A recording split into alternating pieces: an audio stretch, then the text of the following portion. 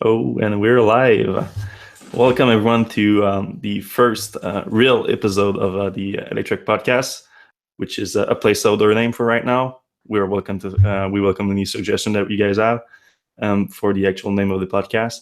But right now, this is your host Fred Lambert, chief editor in chief of Electrek, and I'm with Seth Weintraub, founder and publisher of the Electrek podcast. How's it going, Fred? Good and you? Good.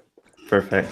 So we're still gonna explore the actual format of the podcast, but right now, what we were thinking is that's gonna be Seth and I discussing the top stories of the week in the sustainable energy and transport world, and the top stories, of course, on Electrek.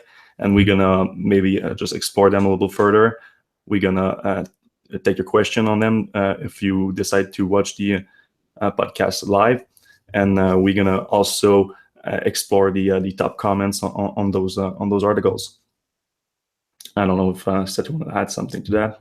Yeah, and sometimes we're going to have some guests on, maybe other writers at Electrek. Maybe we're going to have some outside guests. Hopefully we'll get some industry insiders, maybe some analysts, and maybe even a reader or two sometime. So, and make sure you ask some questions in the live chat so we can jump around to answer your questions. Yeah, absolutely. So that can be directly on YouTube or on the articles on Electrek. And after the show is going to last about an hour. We're thinking right now, but like we said, the old format is going to evolve as we understand better the world of podcasting, which is completely new for Seth and I. But right now, and after the live portion on video, it's going to be on all your favorite podcasting app, which is iTunes or SoundCloud or whatever. So I think we can get right into it right now. Yeah, let's get started. Yeah, we can start probably with what dominated our coverage this week, which is, of course, the aftermath of the Tesla event last week. So Seth and I were in Los Angeles for that event, and it's the Tesla Roadster completely stole the show this week. I don't even think people are calling it the semi event anymore. It was really the Roadster event. Yeah, well, definitely had a greater impact than anything we saw. So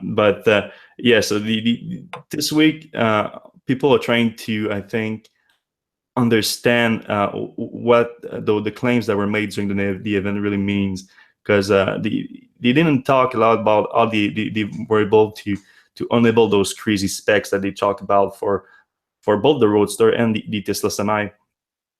So right now, I think a lot of people are focusing on the actual technology that enables those claims. I'm not sure if you're following me here, but we are specifically talking about the possible breakthrough or significant improvement in battery technology that needs to happen in order to enable any of those crazy specs. Because if you and Bloomberg today had a battery expert who kind of echoed, although he seemed new to the game, he kind of echoed that and said, like with what we have now with the prices and the watts per gram, we can build neither the Roadster or the Semi at obviously at the prices that. Well, the price is one thing. The energy density, the volumetric energy density for the Roadster, at least, maybe even for the Semi, because it's a big vehicle, but a 1 megawatt-hour battery pack, which is probably what's needed to achieve those things, has to be quite impressive, quite huge. We're talking about like just in terms of energy capacity, 5 power packs, which are big battery packs. I don't see any configuration within the Semi that makes sense, because if you get in the Semi, the cab is pretty big. Of course, it's a lot higher than, so you have a few steps to get up. So there's definitely a lot of room at the bottom of the vehicle, but there has to be a huge battery pack if we talk in terms of current lithium battery cell technology. So And that's just the aspect of the volumetric energy density. Then there's the weight, of course. For the Roadster, that doesn't tell us much because we didn't talk about the weight as far as I remember. So, but the semi, the weight is a big problem because you want to reduce the weight as much as possible in order to keep the 80,000 pound limit for your payload. And so a 1 megawatt hour battery pack is heavy. Yeah, I mean, so other people were saying like 800 kilowatt would still be around 10,000 pounds. So I think that's a little bit low on the megawatt hour requirement. I think 1 megawatt to get 500 miles.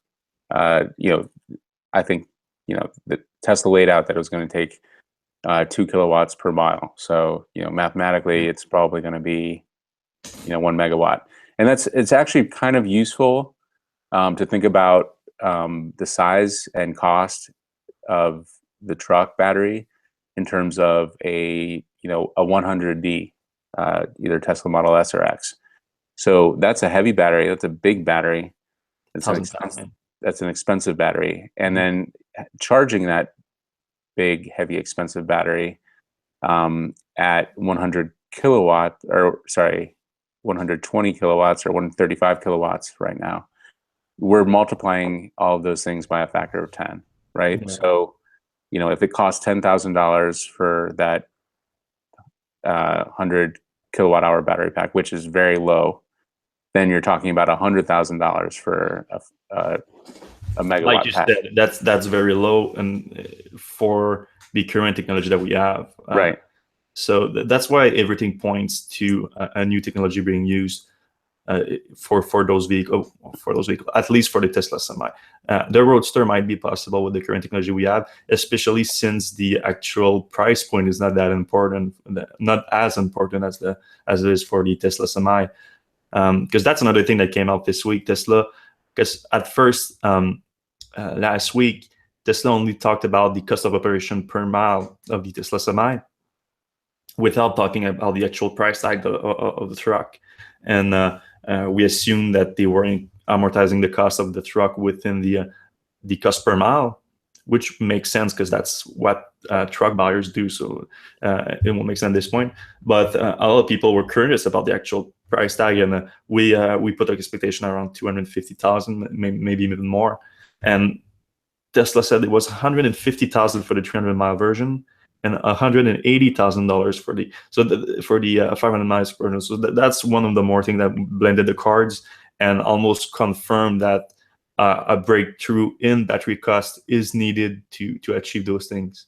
Because they didn't announce that with a battery swap program, that you don't own the battery pack or something like that. They didn't touch that at all, and instead they just blow our mind with what would be actually the cost to just write a check and you get away with that truck with that energy capacity inside of that truck.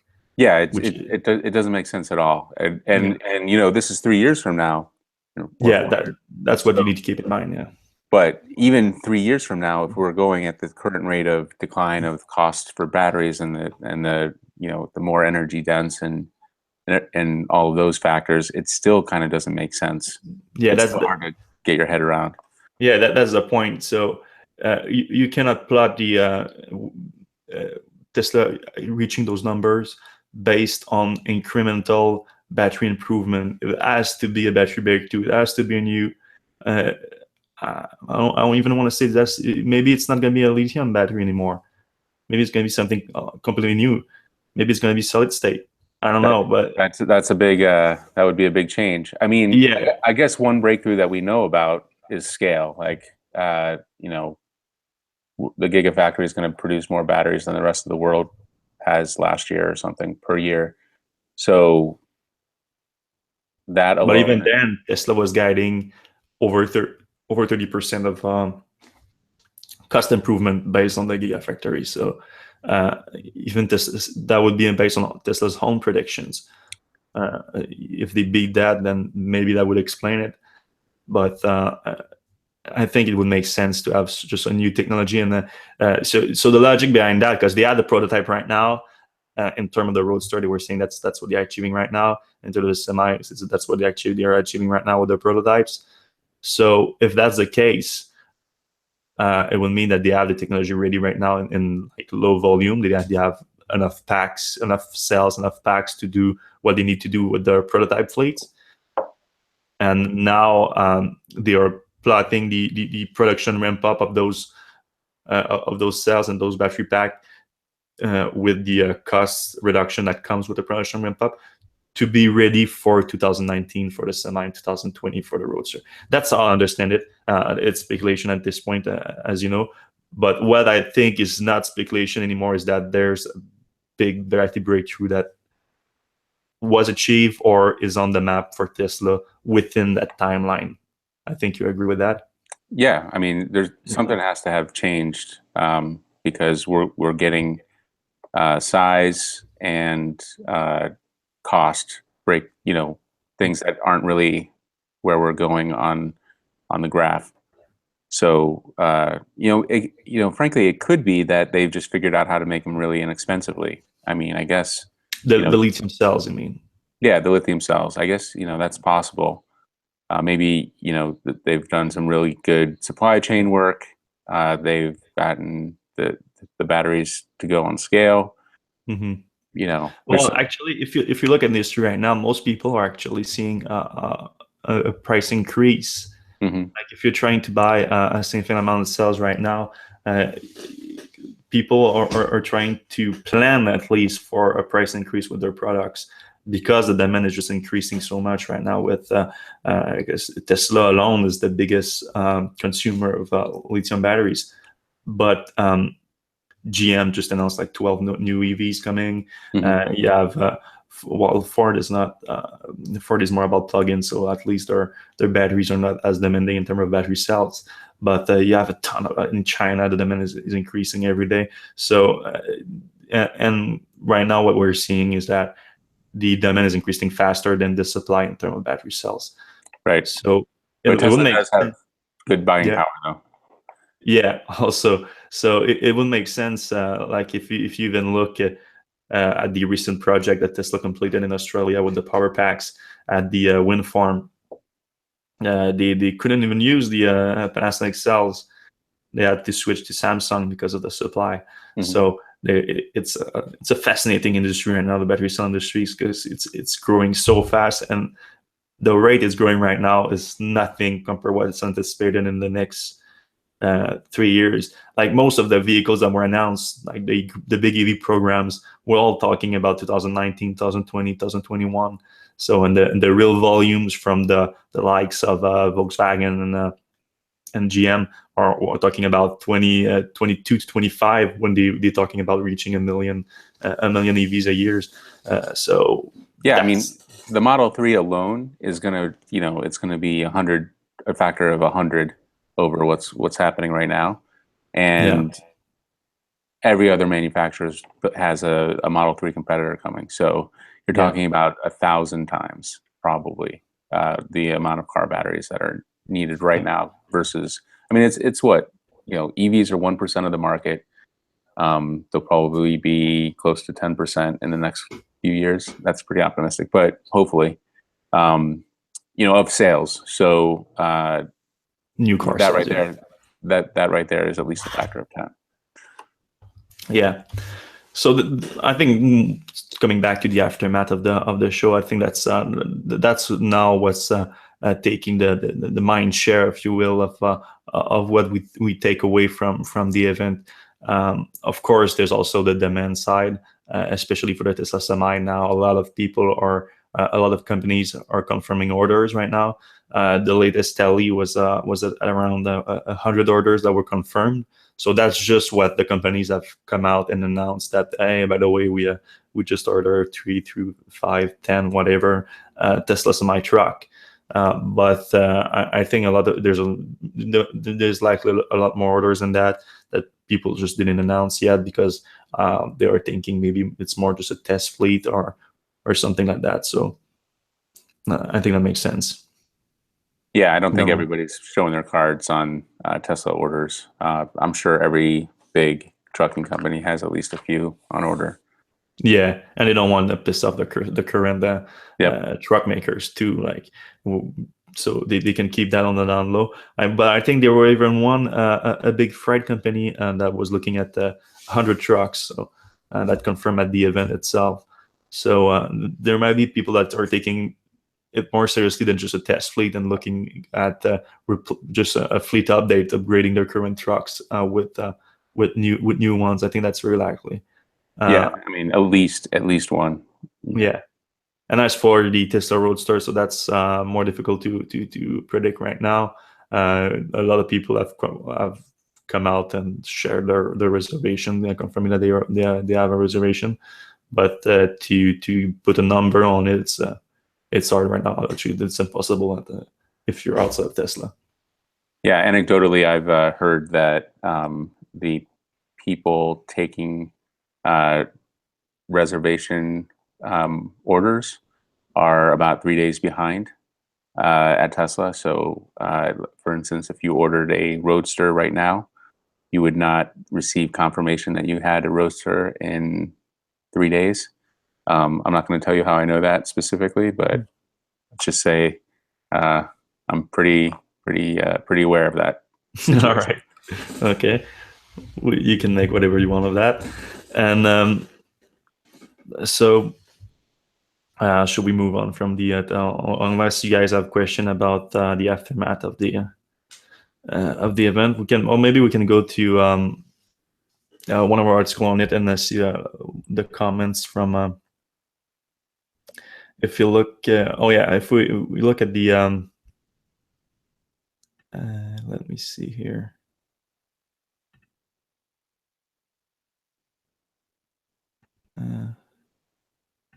There's about a bunch of questions, not necessarily about the event, but yeah, well, or the aftermath of the event.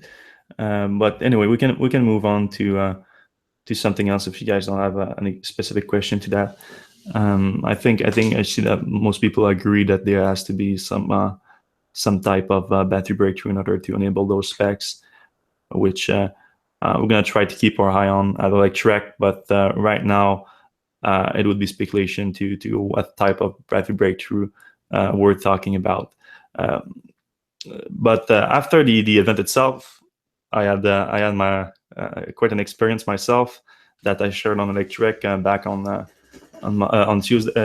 Yeah, it was Tuesday that I posted the article. But right after the event on the weekend of the 19th, I ended up going to Utah in the desert in Utah in order to test a new UTV.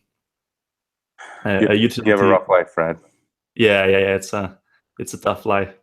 No, it was an incredible experience. We're talking about the Nikola Zero by Nikola Motors, or actually Nikola Power Sport, because they split the company in different divisions right now, and the Power Sport division I think is in charge of the Zero right now, along with a new electric watercraft that is coming out soon that we posted on Electrek a few weeks ago. But coming back to the Nikola Zero, so Nikola, if you've been following on my articles on Electrek about the Nikola, not just the Nikola Zero, but Nikola Motor in general, I've been quite skeptical of the company. Excuse me. First off, because they started out by unveiling a truck, like a heavy duty truck, a Class 8 long distance driving truck, which at first sounded like it was going to be an all electric truck, battery powered.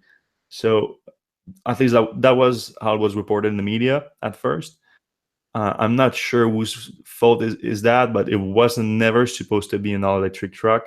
At first, it was to be partly battery powered and a range extending natural gas range extender on it.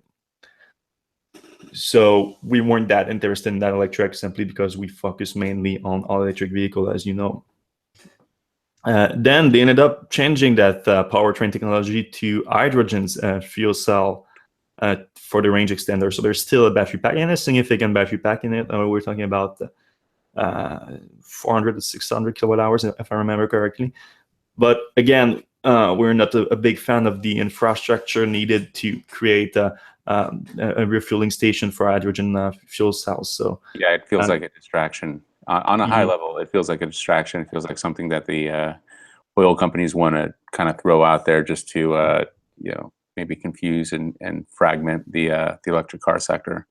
on the side, that's definitely right. It might be a just sneaky strategy in that regard, but it also conserve the current infrastructure needed to refuel, like we do with the gas station, the refineries, and stuff like that. So it's the same idea behind it. It's just that it's technically zero emission if you produce your hydrogen with electrolysis and powered by solar or wind, which nobody does. Yeah, nobody does right now. Nikola Motors says that they will, and they are building stations right now. But anyway, so that's how my skepticism toward Nikola started, because we're just not a big fan of the hydrogen fuel cell technology. Then they came out with the Nikola Zero, which started out just as seemingly as a side project to the Nikola One, which is the actual truck. And they ended up buying a lot of technology from other engineering firms in order to produce the vehicle. And they had a smaller prototype back at the event in December 2016. But they have since built a whole new prototype based on the same technology and the same battery pack technology that they've been developing along with other engineering firms for the Tesla, not the Tesla semis. There's going to be a lot of confusion there. The Nikola semi truck. And they use that same battery architecture in order to create the Nikola Zero. Nikola Zero. So the Nikola One is the truck, Nikola Zero is the UTV. And I still had a lot of skepticism about the UTV, even if we like the general idea of an all-electric UTV at Electrek. And my skepticism started from the fact that they claimed that there was a 125 kilowatt hour pack in that relatively small vehicle. I say relatively small because now that I've seen it, it's quite big. I mean, the wheelbase is, I think, the same as the Model S. So it's not a small vehicle per se, but the actual size of the battery pack is much smaller than the Model S because of the wheel wells. You have 35-inch wheels on this thing, so the wheels take a big part of the actual frame of the car, so they reduce the frame. But actual wheelbase, I think, is the same as the Model S. Anyway, it didn't make a lot of sense to me at this point that they could put such a big energy-dense battery pack in such a small frame, because it's also not as wide as a regular car. But so that's why my skepticism started for the UTV. But from there, Trevor Milton, the CEO of Nikola Motor, decided to convince me otherwise. So he flew me down to Utah. Well, actually, he flew me down from Los Angeles to Utah to go test out the UTV with another journalist and 3 people that they invited from just their social media, people that were following Nikola on social media and that they had an interest in UTVs in general. So we're talking about 3 UTV owners, just people that are really familiar with the technology and were interested in actually reserving the UTV or buying one. And so they took those 3 guys, Chad, Sean, and Mark, that were coming from pretty much all over the US. That other journalist, who Jason was his name, forget his publication, and myself. So ended up all 5 of us. They brought us down to St. George, Utah, which is just an amazing region. If you ever had the chance to go down there, it's beautiful. It's kind of where the Mojave, how do you say that? Mojave Desert and the Great Basin and the Rockies, actually, the very end of the Rockies, if you will, come down all the same place. So it's a very stunning, beautiful area, perfect for going off road. And sure enough, there were a ton of other UTVs down there, which is actually a nightmare because those things are loud.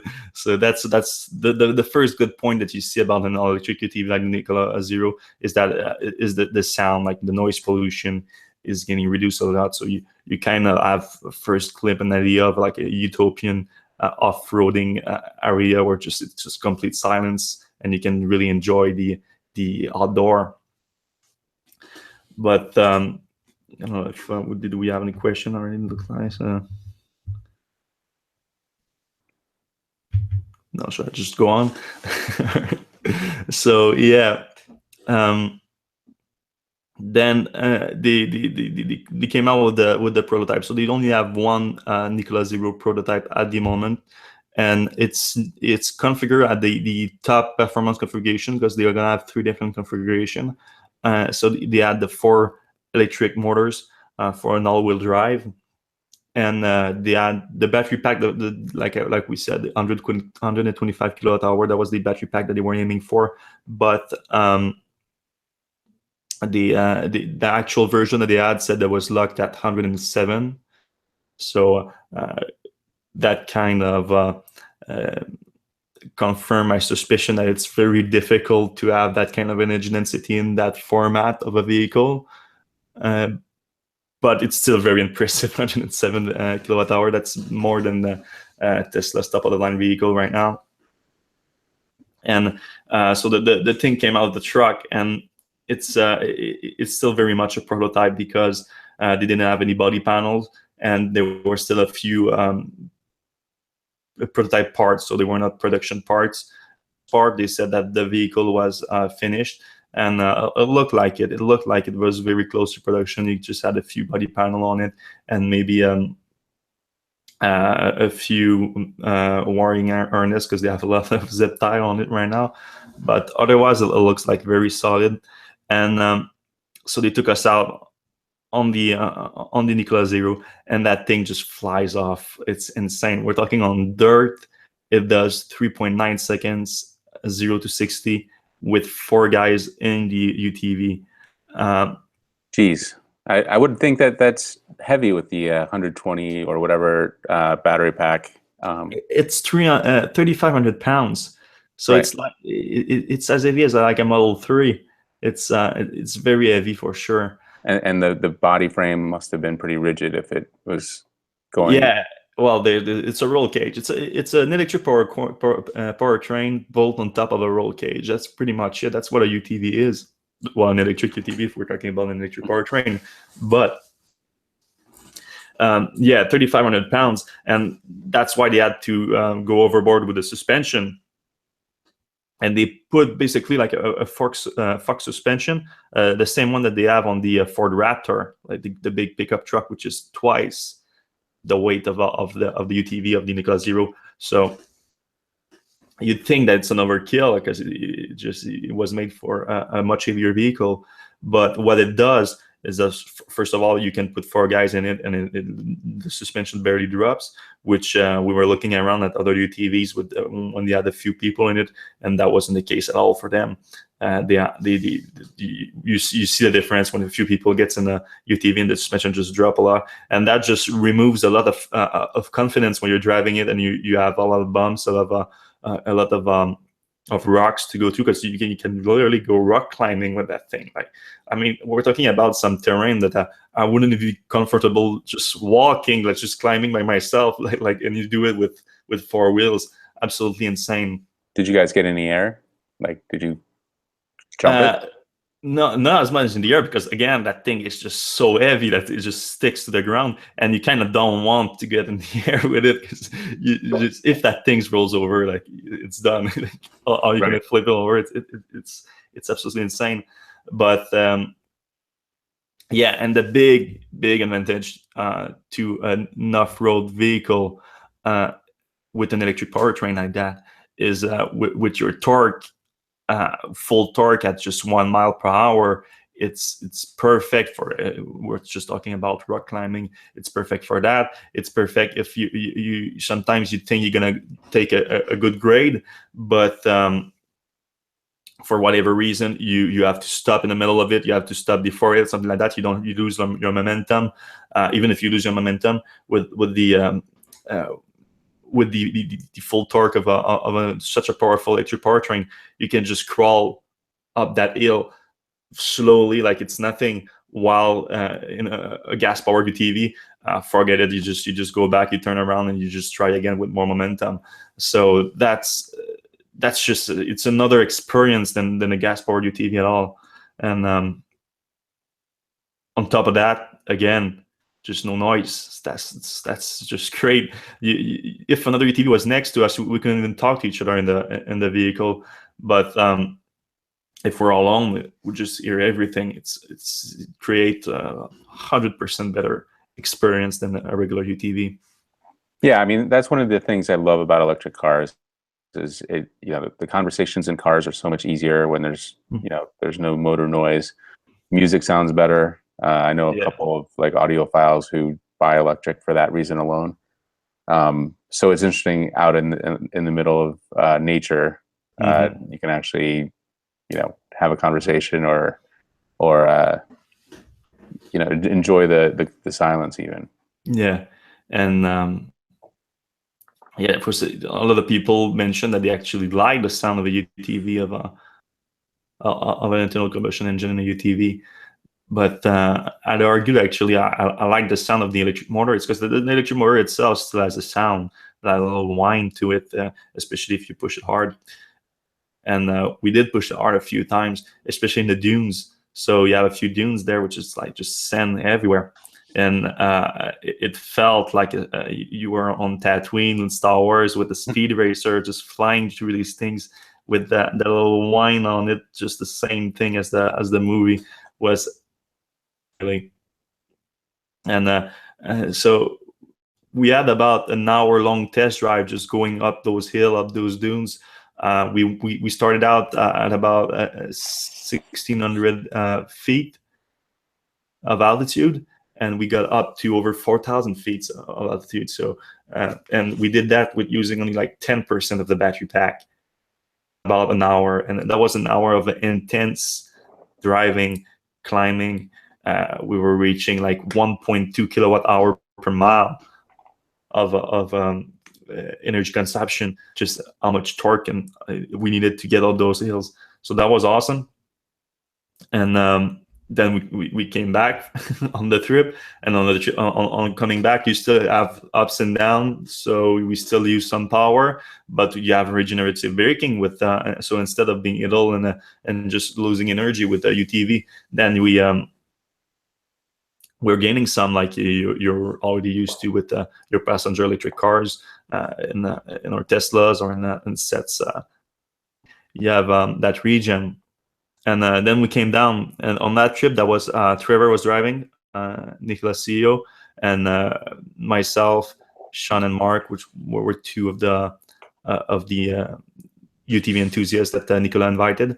We're on that same ride up and down. Then he brought the other journalist and the third UTV enthusiast. What's his name? And they went out. And we didn't hear from them for a while, but and we thought they were gonna be in about an hour again, like we did, and just go to the same route. It's just a beautiful route, and come down early, because what happened actually is that they blew a rear drive shaft at the rear of the Nikola Zero. So they had not as great of an experience as we did. They couldn't push the UTV as strongly as Trevor did on our ride. So that was kind of a bummer for them. Well, it's impressive that they blew a shaft and they were still able to return with, I guess, the two-wheel drive. Yeah, that's the thing too. Because when we were out there, we saw plenty of other UTVs, and a few of them were like on the side of the trails working on the UTV because there was something. I assume something broke down. We didn't talk to them that much, but just see if they were okay. They threw a hand. They were okay. So we just move on. But it's common occurrence in those places that you just break down. So technically, the Nikola Zero did break down, but you were able to just still continue there without any help. Came down the hills, and they could still use their front motors, so they were good with that. And they did assure us that it was a prototype part, and you could see that it was two drive shaft, two half shaft welded together on that side of the the Zero. So they said that the production part that they have planned is a full shaft. So it removes one failure point. So that's and that's what break. That's what broke. Yeah. It's funny you mentioned the regenning on the way down or the way back.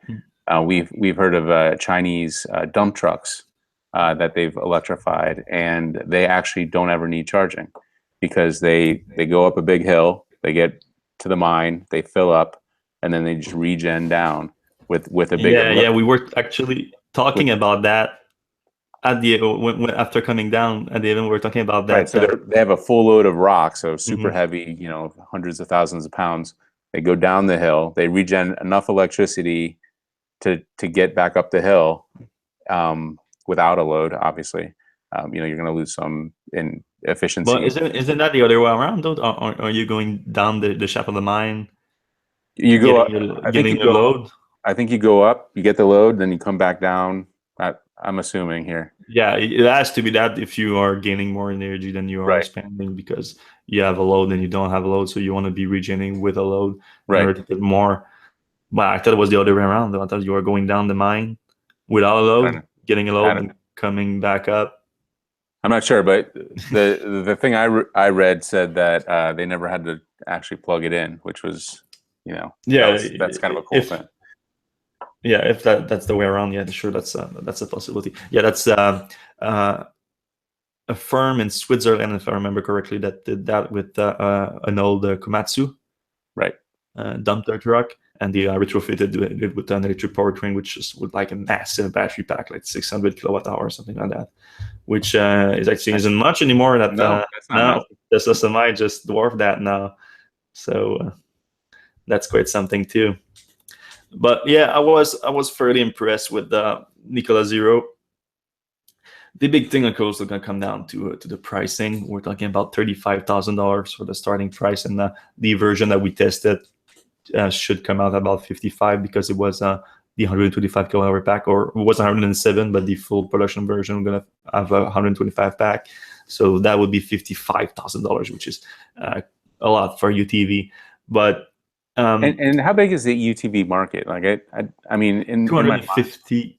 You said 250,000 a year units for that size, or are we talking about like the quads? Yeah, and he said UTV, so it's side by side. I think we're talking just side by side. Okay. And yeah, so, but what he said makes sense. He said that in the long term, do you think that it's gonna, the actual electric vehicle, electric powertrain, are gonna help the UTV market grow?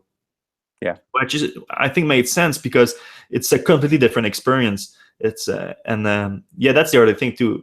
It can be road legal in certain states. They sell a package to make it road legal, so you can pretty much drive that thing everywhere. So like Trevor himself said that he was thinking of just using the Zero once he has a first production version, just going to work with the Nikola Zero, and it makes sense because you can do 80 miles per hour with it. And it's not everywhere. Would you rather have that or a big pickup truck? Like a Baja type of. Well, it's you don't have that kind of storage in the UTV for sure. Right. So I can see a lot of people buy those big pickup trucks just because they can go off road, but they don't necessarily need the pickup space. Oh yeah, if that's the case, UTV all the way, because it's just the level of confidence you have when going off road with that thing is absolutely insane. You don't care where you're driving. It can take pretty much everything because you have like 20-inch of suspension travel that you can just take. So 20 inches is long. Like whatever you can take in there is just absolutely insane. And 35 inches, 35-inch tires too. So you can just climb up anything. The only thing that made me nervous is because we were driving, like we said, it's not a trail. There's just giant rocks in the middle of nowhere, and you're just hitting that with the underside of the UTV. And as we know, that's where the battery pack is. With pretty much every EV configuration that you have, the battery pack sits between the axle on the floor. So when you hit something there, you think, oh, I'm just hitting that $20,000 battery pack or something. But when looking closer at the battery pack, you have of course you have the skid plate, so you're never just hitting the battery pack first. But on top of that, there's 1 inch of just space between the skid plate and the battery pack, so you really have to make a big dent on that skid plate in order to just reach the battery pack. And then the battery pack enclosure is also made of I think it's Kevlar reinforced, some kind of alloy. Sounds strong. Yeah, it sounds strong. So every time we're hitting things, like I thought was pretty big hits and stuff like that, and I was just cringing hard. I thought something's gonna happen, and at the end of the day, I ended up looking at the skid plate at the bottom, and it were scratches for sure, but no dent at all. And if there was a dent, it was like a millimeter thick, so it's not something that would do anything to reach the battery pack itself. But yeah, it was pretty impressive. So after that, yeah. So what we were saying, oh yeah, we were talking about the pricing. A lot more expensive than UTVs are for sale today, that's for sure. But they were talking about because where we're driving, like I said, was just outside of St. George, Utah, and it was public lands, and they were talking about putting charging station within the area itself, within the trails and such, probably like off-grid systems. And I was thinking, even if that's an expensive vehicle, you could just make a fleet maybe available there for rent or something like that, and you could have a region like just for electric vehicles, and I think there's a business there for sure, because that's the other thing. There's plenty of places that just don't want motocross and UTVs coming in their backyard because of the noise pollution and the emissions period.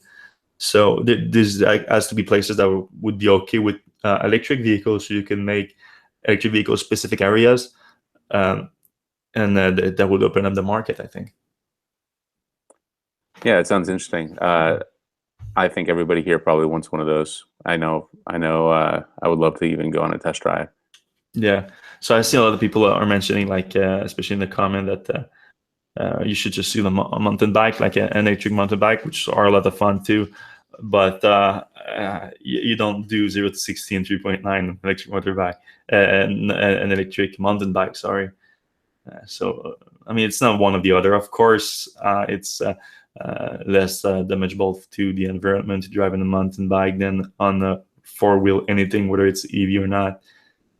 But you need to try it to understand just how fun it is to drive those things. Yeah, that's kind of my takeaway. It sounds like it's just so much fun, and if you can swing that instead of a pickup truck or any other type of UTV, then that's better for the planet. Yeah, like you said, if you buy a truck for the off-road capability, then yeah, that's going to be an alternative. Something similar to we want to try the Bollinger truck that's coming, the B1. If you look at it that way, I think that's actually is going to be a competitor to the Nikola Zero, more than it is to the truck market. I think that's a possibility. Yeah, have we seen any other exciting four-wheel drive vehicles? I know Tesla gave us a quick look at their semi converted to a large pickup truck. Yeah. Yeah, that would be in the same market for sure. Yeah, Ford used to have a F-150, or they did a few electric versions. They've talked about having a hybrid. Yeah, that's just a plug-in though. They've talked about it, and it's a hybrid, so it's really not that great. Yeah, right now I think the top three would be the Nikola Zero, the Bollinger B1, and then the possibility of the Tesla pickup truck in terms of off-road capabilities that you can also take on road, at least for the Bollinger. That's standard. Yeah, and I think we've seen a couple from Korea, not full-size pickups, but crossovers coming. I'm trying to think. Kia and you think those can be off-road? You can really, frankly, take anything off road. Yeah. But I don't Wow. know. I don't know how well they. Would you take your Model X off road? I don't think so, man. We went on a dirt road. Yeah, that's about it. Yeah, that's about it, really. Yeah. So I think we can move on to something else. Maybe some Model 3 news. I know we have a lot of reservation holders within the Electrek community, so that's always something that you guys like to keep updated on. So the big news this week was that Tesla opened up the transferring your reservation into an order for regular reservation holders. So we're talking not about Tesla employees, family members, employees, insiders, just regular reservation holders. So that was just the first batch. So I know Seth is very familiar with the reservation process for Tesla because he had one for the Model S early on, and the way it works is that Tesla just send out a few invitations to convert your reservation order into not a reservation order, but your reservation period into an order. So that means opening up the online configurator, and they do that in batches based on several criteria like where you are when you place a reservation, whether or not you're our current model, not a model, but just a Tesla holder period, just Model S or Model X or Roadster apparently too is accounted toward that. So right now it appears to be that it's people in California that received the first batch that were among the first to receive the invitation within the first batch. Current Tesla owners too. So you have to be in California, current Tesla owner, and looks like you had to place a reservation on the first day. Right. So I kind of fit into that because I live in New York. I'm a current Tesla owner. I went, I waited in line the morning of, and I put down 2 reservations. And the delivery address I put was my wife's grandmother who lives in San Jose. So I tick all the boxes theoretically, but I did not get an invite, and I still have December to February delivery window. Which is the closest? Oh no, I think people are November.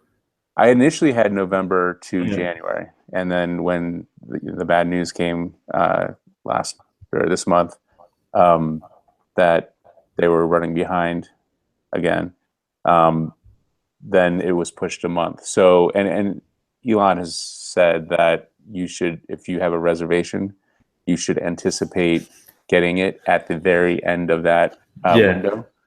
So assume the worst, he said. Yeah, assume the worst. So in my case, that would be February delivery. And so that's about, that's at the very worst 3 months from now. So, I would imagine that I'm going to get build a Model 3 notification here in the next couple of weeks. And if not, I anticipate Tesla will probably push the window back, because I can't imagine the way things are going now that they have a small lead time for the people that they're servicing. Well, the first batch had reported that they were 4 weeks from delivery. 4 weeks. Well, yeah. In that case, I might be wrong. Then I would theoretically be able to wait to the end of January before I can configure, and then once I can configure, I would I would get it at the end of February, which that's a possibility if you take delivery in California. You think? If I take delivery in California, and we'll have to talk about that. I'm also not 100% sure I need the 300-mile version. Mm-hmm. Because that's a good point too. Right now, people that are reserving and that transferred the reservation into an order are still limited to the long-range version battery pack and the premium interior as well. Right, and so I would kind of like the premium interior, but I don't need the long-range version because I have a 90D Model X, and that's where we go on trips. That's what we go on trips with. Sure. So, and that vehicle still has also unlimited supercharger, which you won't have on the Model 3. Right. And that's not so that's another thing. Like that's a whole nother conversation. And people are upset about the cost or not getting a free unlimited supercharger? Well, you get I think 100 kilowatt hours or something crazy, not crazy, but something you'll probably be able to use on your first couple trips. And then the second thing is it's not that expensive. It's still cheaper than No, gas. for sure. So, and you only use superchargers theoretically on long trips. The other times you're just plugging it into your house and you're getting all the energy you need for a day or two. Every morning you're going to have a full tank, so to speak. Yes. So I don't when people are make a big deal about the free supercharging, I'm like, it's not really that big a deal to me anyway. Yeah. You know, And if I ran test loop and I was running people from Vegas to Los Angeles, that would be a big deal. But oh yeah, well, but that's a moneymaker. So we're talking about making the economics work. So that's another thing. But Sra MYM asked, you're not interested in the all-wheel drive since you're in New York for the I am interested in the all-wheel drive. yeah. And so to continue on my master plan, I'm going to get the first one I can get, ride that until the model the all-wheel drive one gets, and that's my second reservation. And then with my second reservation, get the all-wheel drive one, and then Sell the first one. sell the first one. Hopefully, at that time they'll still be in short supply, and I can get close to what I paid for it. Yeah. Because right now, even though you placed your two reservation on the same day, which was in store on the 31st of March 2016, Tesla still give you a few more months in between the two deliveries in terms of timelines right now because they just want to. Oh yeah, they put me actually at the back. Yeah.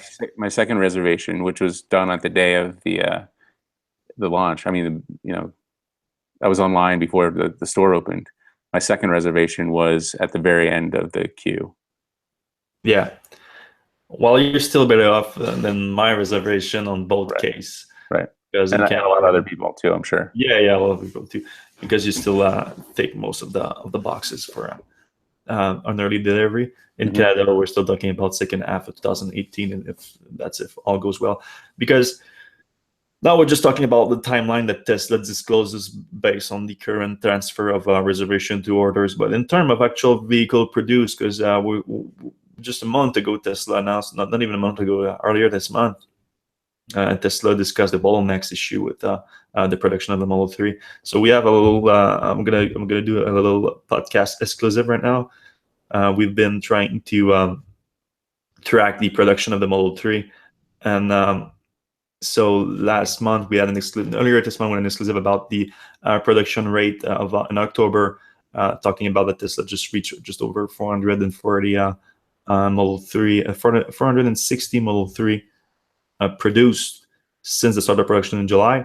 And now I can give you an update right now based on the same sources that Tesla reached. So that was at the end of October, 460. And now Tesla, the first 2 weeks, 2-3 weeks of November is now up to 588 based on the same reliable source. And so while that's still not much and nowhere near Tesla wanted to be at that point, since they were aiming for 5,000 a week in just a few weeks from now, it's still 588. Not yeah, gonna impress anybody. yeah, but it's still 120 vehicles in the past 2 weeks, which is a lot more than they were doing just a few weeks ago. We're talking about just a few a day, and now we're talking about dozens a day, or at least a dozen a day. Yeah, well, depending on the production, but yeah. So, and it's reflected in what we see too in terms of delivery. So we still have the car. I know, Seth, you saw a bunch of them in Los Angeles last week. They were stockpiling. Those were going to all be delivered to Tesla employees at the Hawthorne facility, I think. Tesla and SpaceX employees.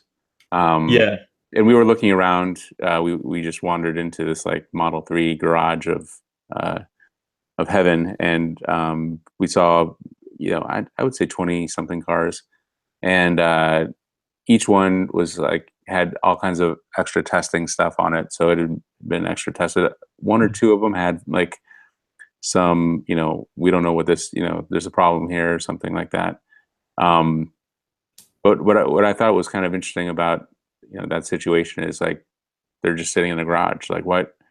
Like these are going to Tesla employees. Why aren't they just give them away? So initially we thought there was going to be some sort of showcase at the event, but it turns out I think those are just in the queue to be delivered. The other thing that was interesting, and this is confusing a lot of people, is that we saw bins in the thousands there. That doesn't mean that Tesla has made 1,000 or more Model 3s, obviously, but they skip a little bit, and I think maybe they fill them in later, or I'm not sure how it works exactly, but just Well, because, yeah. yeah, we've seen the same process with the other Tesla's other vehicle program in the past, and yeah, you can't at the very early stages that we are right now. You can just use VNs for just a broad idea of how they're progressing, not at all on the total number of vehicle delivered, and not even close actually, as we can see right now with the 588 vehicle as of last week, and like you said, 1,000 VNs. That's what we saw. So the IS one, I think you saw, was right at the delivery center, right? Well, that's right. Yeah, saw 2,000 level ones at the delivery center, which is in Playa del Rey. 2,000, and I think they have registered with the road authority over 3 or maybe 4,000 at this point. So it's really not a good indicator right now. It will be after the production run, get a more idea. Like it is now for Model S and Model X, you can get a good idea of where they at and the total production approximately based on the VNs. But right now, yeah, not a good idea. So what we think that the delays are due to the battery pack production, but that's got to be kind of frustrating for Tesla because they've obviously built up the employees and the machinery and everything at the Fremont factory to produce. What I think they were thinking 500 a week or more at this point. So yeah, it's there got are parts of the production line that are capable of 500 a week right now. But so that's why we call them bottlenecks. So when you have a few parts that are not up to par with the main part of the production line, then it creates a bottleneck. And as CEO Elon Musk said earlier this month, the biggest bottleneck right now is the battery module production in the Gigafactory 1 in Nevada. And we don't have any indication right now that they have fixed that bottleneck at this point.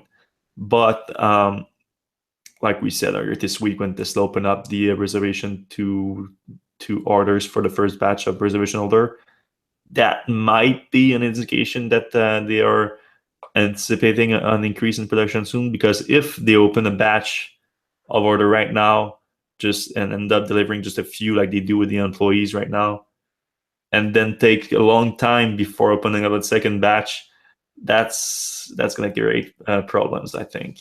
I agree. Yeah, because right now anticipation are high, reservation holder just they want to be on that list, they want to have access to the configurator and just place the order if they can, because also a lot of people just haven't tried the car yet. Yeah, nobody's even, I mean, there's been very few test drives, and Yeah. even the big pubs don't have anything yet. And Yeah. it kind of feels like Tesla has a little bit of attention deficit disorder, because like everybody's like, hey, focus on getting these Model 3s out, and they're showing off a Roadster and a Semi and hinting at other things, and we're kind of just like, can you just do this one thing like really well? Yeah, I don't think like uh they can do the Roadster with a small team of just engineer, and those engineers might have nothing to do with the production of Model 3 and stuff like that. So I don't see that as a big problem myself. And Tesla Semi is a completely different team too, led by Jerome Guillen. And maybe those guys would have something to contribute, of course, to helping get the Model 3 out the door. But I don't get that criticism. Like we saw that a lot last week on Electrek in the comments and in the media. Also, people say, "Hey, deliver the Model 3, or your company depends on it," which is partly true, really, because they took over $500 million not close to $500 million in deposit for the Model 3, so they have a big obligation to deliver on those. But yeah, and the shorts really use that as a like, oh, Tesla's in big trouble now because they need to show this model, the Roadster off, so that they can get money to cover their costs. mhm. And even I think Bloomberg said it, if they don't make another penny, they have enough money to get to August, Yeah, which seems like fine. well, that's the thing about people. Oh, it's scary. You can count Tesla his deadline like that watch in month and something like that, and it sounds scary. But you saying that it's going to be a problem is saying that they won't be able to raise more money within that time frame, and that's something that I would never bet on. Elon Musk is very good at raising money. I think no one can deny that at this point. Um, How many hats did he sell? He sold like yeah, that's a running joke. Yeah, 200,000 hats or something, and yeah, they raised $300,000 in ads. the Boring Company. Of course, that's joking on the actual raising money thing. Like Right. he would need that to raise money. He does the same thing. He would need the Model 3 and Tesla Roadster and Tesla Semi reservation deposit to finance it. He doesn't. The company doesn't need that right now. It helps a lot. It's like interest-free loan. Who wouldn't want an interest-free loan? Is for sure. But last time Tesla had problem raising money was like in 2009 or something. So it's I don't see that as an issue at all. It might be an issue for shareholders though, because you're looking at the dilution of your stock. But we're not talking for shareholders here. We're talking about the survival of Tesla, which is, in my opinion, not a problem at all at this point. I think we agree on that. Yeah, I don't think many people are worried about that anymore. Although that was a concern. I think a lot of people still are, based on like if you're looking at the shorts and their influence in the media and stuff like that. I think it's still a concern for a lot of people. But I mean, if you follow Electrek and stuff like that, it's not a problem really. So we're already an hour in right now. That flew by real quick. So I don't know if you want to continue or we should wrap this up at this point. We didn't get into that much because, of course, the Tesla Semi thing and the Roadster took a lot of the part of the first point, and we had our big UTV Nikola Zero experience to talk about. Maybe next time we're going to be able more to do into like an article by article thing and go into the comments more. And but I don't know. Yeah, I mean, so if there are, if you, I mean, we're early on in the game on this podcast thing. If you guys have any suggestions, we're very open to that, and we'll start organizing our podcast into segments as we kind of grow it out a little bit. But thanks for watching these early ones. We're kind of just getting our legs here as we figure it out. So. As you can see, it's live on YouTube. Then the video is going to stay up on YouTube on the Electrek channel, so you can subscribe. And we're going to try to have more video content in the future on our YouTube channel. So if you want to see that, make sure to subscribe to Electrek's YouTube channel. After that, we're going to also use the audio for just a regular podcast, audio podcast on your favorite apps. So you can subscribe to those too. They should be up very soon. And again, thanks for watching. Suggestion, Twitter, YouTube comments, emails. We are open to everything. And suggestion of what we want us to talk about, idea for guests. Like Seth said at the beginning, we're gonna try to bring the other Electrek contributor, Jamie, John. When it makes sense to bring them on, we'll bring them on, and also other guests outside of Electrek. Give us a suggestion. All right. Well, I guess we'll see you next week, right? Yes, same time next week. Yeah, that's another thing. If you have a suggestion of we're gonna try to end the week with it. So 4 p.m. Eastern time, up to 5 p.m. on Friday. If you think something else makes more sense, We're open, but we're not Well, really necessarily yeah. going to take every request there. It's a busy week. Yes. All right. With All that, right. we'll see you First next time. episode of the Electrek podcast. That was it.